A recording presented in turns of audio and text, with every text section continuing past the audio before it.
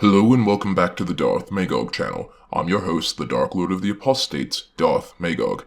Jehovah's Witnesses are well known for their door-to-door evangelizing and living a clean, simple life. But while there are several major rules that are well known by the general public, there are others that are hidden. Today, we're going to examine these bizarre regulations that plague your average Jehovah's Witness. Here are the top 10 weird rules that Jehovah's Witnesses have to follow. We would be honored if you would join us. Alright, just a few disclaimers. 1. This is just a simple 10 weird rules that Jehovah's Witnesses have to follow. We won't go after the big ones like not celebrating holidays, birthdays, crosses, or going door to door. Instead, we'll take the innocuous path. Things that most people, even other Christian groups, wouldn't think much of, but Jehovah's Witnesses constantly do. Also, this list won't be exhaustive because there are probably 100 other unwritten or partially written rules that we won't cover today. Though just because we don't cover these in the video doesn't mean the rule isn't valid. You can still bring it up yourself in the comments down below. Without further ado, let's move on to our first weird rule. This is the best life ever. Yoga is actively discouraged in Jehovah's Witness culture. Yes, the average suburban mom's weekend exercise routine may seem to be simple stretches to the average American, but the Christian congregation of Jehovah's Witnesses see it as a spiritual attack coming from Satan himself. No, really. In the August 1st, 2002 Watchtower titled Yoga, Just an Exercise or Something More, the witnesses focus on the etymology of the word, claiming that the art is a technique that leads to union with a great supernatural force or spirit. Anything spiritual that isn't directly associated with Jehovah's Holy Spirit is considered false worship. So to a Jehovah's Witness, despite the Western view of yoga largely being exercise, the practice is considered demonic and would leave a witness open to disfellowshipping, so don't expect any sun salutations at the Kingdom Hall. This is the best life ever. While we're on the subject of yoga poses, it's worth mentioning that downward dog isn't the only thing you'll miss out on with your JW spouse. Additionally, backdoor entrances and trouser-friendly kisses are considered taboo in the religion. In other words, no oral or anal intercourse in Jehovah's Witness marriages. The prohibition on non-missionary intimacy is actually one that doesn't come up frequently, and when it does, it falls under porneia or fornication, basically any type of premarital intimacy. Which isn't quite so weird, as most Abrahamic religions frown on premarital sex in the loopholes people try to find. Luckily, we still have the March 15th, 1983 Watchtower in an article titled Honor Godly Marriage. A sentence on page 31 outlines that the Watchtower includes oral and anal sex among marriage mates as perverted acts. Further down the page it also says, such practice and advocacy could lead to expulsion from the congregation. So yes, if anyone finds out that you're being a bit more creative behind closed doors with your marriage partner, then you'll be thrown out the doors of the Kingdom Hall. This is the best life ever. Despite Jehovah's Witnesses' intense desire to be seen as a worldwide organization of biblical scholars, strategy and critical thinking is highly discouraged, even in certain board games. And despite chess being seen as a non-physical, non-violent thinking person sport all around the world, it's banned in Jehovah's Witnesses culture. The March 22, 1973 Awake magazine features a series of articles on chess. In the article entitled Chess, What Kind of Game Is It?, chess is described as a game of war that encourages a fierce competitive spirit not befitting a Christian. And of course, its inherent complexity requires time to master. Time that, of course, Jehovah's Witnesses believe would be better used pursuing spiritual things. This is the best life ever. It's fun to stay at the YMCA, but the Jehovah's Witnesses will never know that. That's because, despite the village people's fondness for the organization, the governing body isn't a fan. Oddly, you would assume it would be okay for a Jehovah's Witness to go to their local Y. It's a community gym, good for exercise, and more importantly, very inexpensive, as to fit in with their simple lifestyle. But there is an obscure rule written against it. Let's open another old Watchtower. I'm thinking a 1979 edition, January 1st. We'll turn to a questions from readers, where the YMCA is expressly forbidden from Jehovah's Witnesses. We have definitely recognized that the YMCA, though not being a church as such, is definitely aligned with the religious organizations of Christendom in efforts to promote interfaith. So, because of the association with non-Jehovah's Witness teachings, the YMCA falls under the category of false religion. And while the Watchtower acknowledges the inclusionary secular nature of the Y, they continue to look to its roots as the Young Men's Christian Association as its true goal. Funnily, I had no idea this was an issue until after I was baptized, as I understood that the YMCA's tagline of Young Men's Club of America to be what the acronym stood for, as the Christian aspect was very much vestigial when I was growing up. This is the best life ever.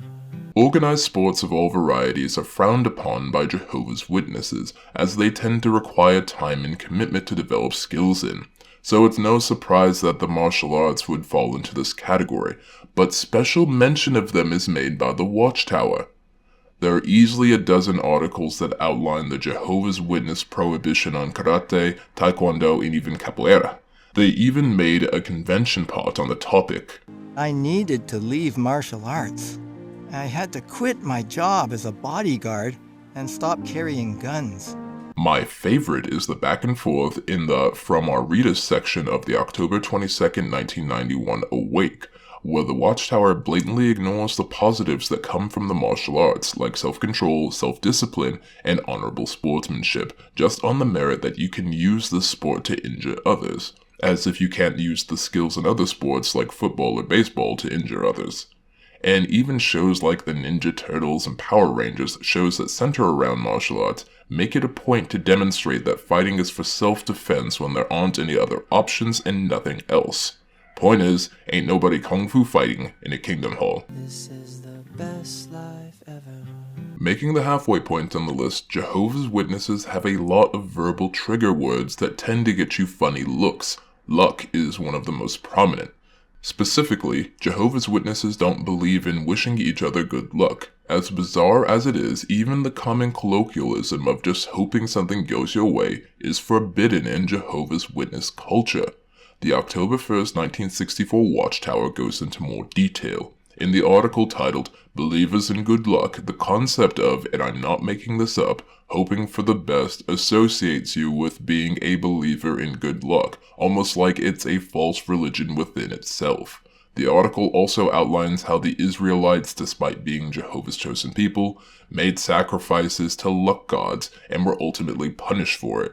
So, because luck is tangentially associated with some ancient, now forgotten past deities, modern Jehovah's Witnesses aren't even allowed to use the terms fortune or luck in casual conversation without drawing ire from their spiritual brothers and sisters. This is the best life ever.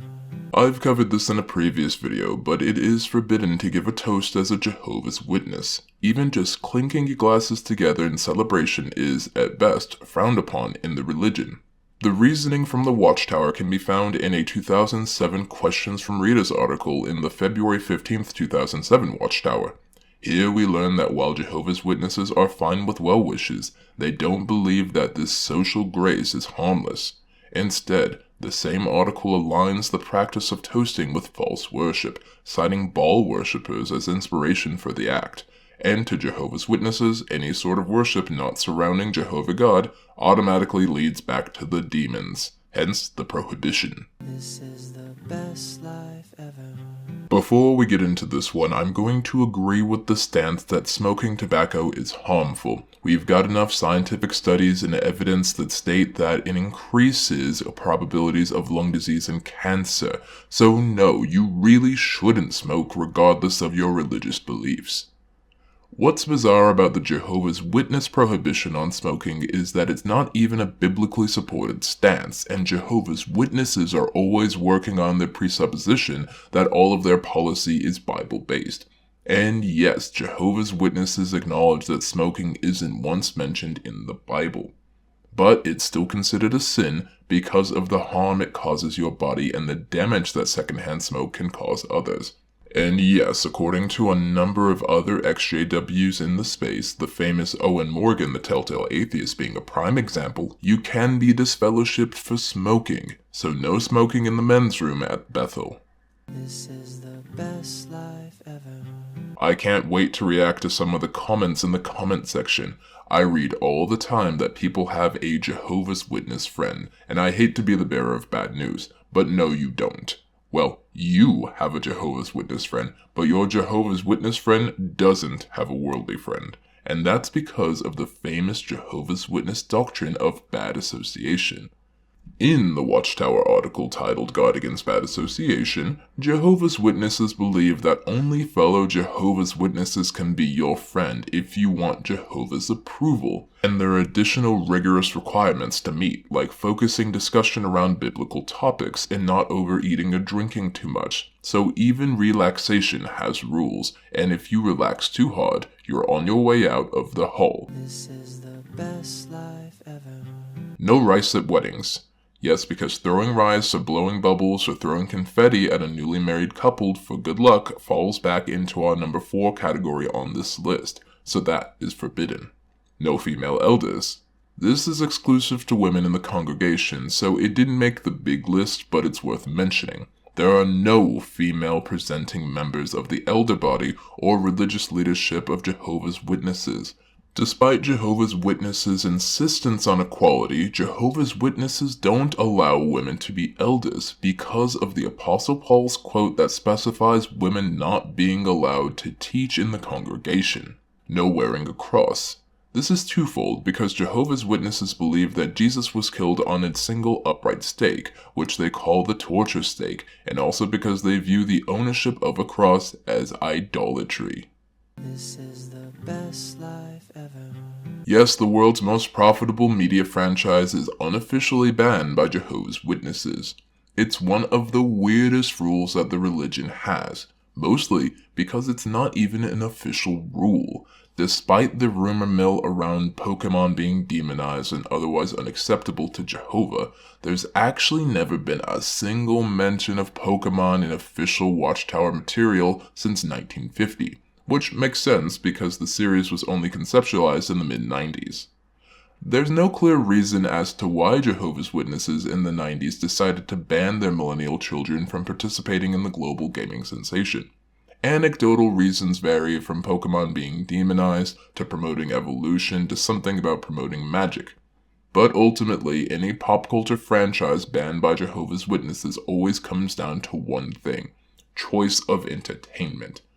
The new Enjoy Life Forever Bible course goes over entertainment choices in Lesson 53. There it states that any entertainment acceptable for witnesses would be absent of things that Jehovah hates, like violence, sexual immorality, and spiritism. Which is ironic because the Bible is full of all those things and Jehovah hasn't said a word about that. But more importantly, the same article dictates that even if the entertainment is considered wholesome, it shouldn't take up the time that could be devoted to Jehovah. I'd imagine that Jehovah's Witness children having memorized the names and movesets of 150-odd lightning mice and fire lizards before they had the names of the 12 apostles down probably didn't sit well with elders. And those are my top 10 weirdest rules that Jehovah's Witnesses have to follow. Were your favorites, or should I say least favorites, on the list? Or did we miss out on a really weird one that there's documentation for? Whatever your thoughts may be, we'd love to read them in the comments down below. Also, if you enjoyed today's list and found it informative, we'd appreciate a like, and it would be an honor if you would join us for future videos. Until next time though, agents, remember, the elders may be watching you, but Darth Magog is watching the Watchtower. Thank